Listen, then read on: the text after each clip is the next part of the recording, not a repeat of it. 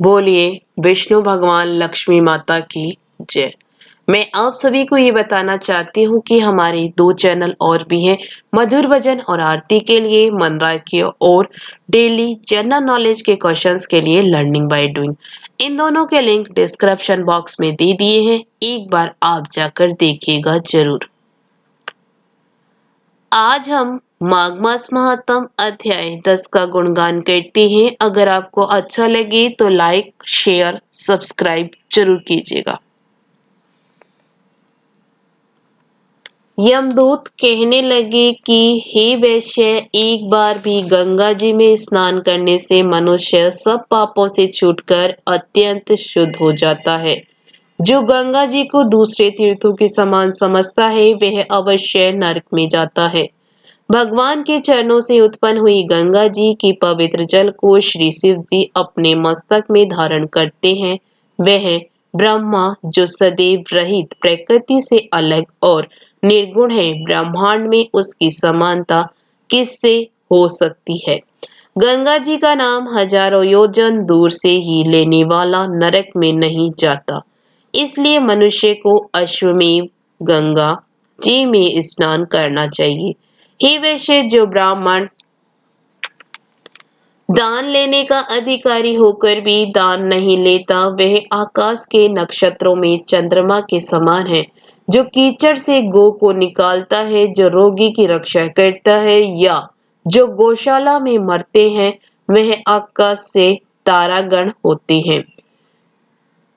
प्राणायाम करने वाले मनुष्य सदैव उत्तम गति को प्राप्त होते हैं। प्रातः समय स्नान के पश्चात जो 16 प्राणायाम करते हैं वह घोर पापों से बच जाते हैं।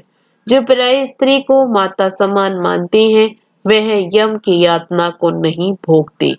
जो मन से भी कभी पर स्त्री का चिंतन नहीं करता वह दोनों लोकों को अपने अधीन करता है। जो पराये धन को मिट्टी के समान समझता है वह स्वर्ग में जाता है। जिसने क्रोध को जीत लिया मानो उसने स्वर्ग को ही जीत लिया। जो माता पिता की सेवा देवता तुल्य करता है वह यम द्वार नहीं देखता, और जो गुरु की सेवा करते हैं वह ब्रह्मलोक को प्राप्त होते हैं।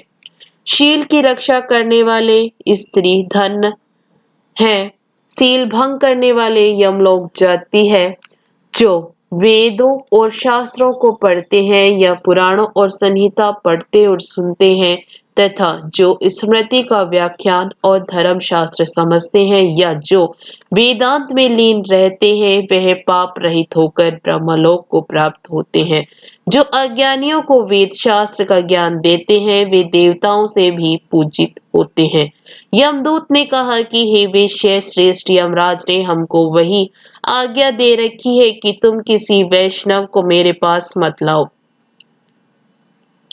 हे वैश्य, पापी लोगों को इस संसार रूपी नरक को पार करने के लिए भगवान की भक्ति के सिवाय दूसरा और कोई उपाय नहीं।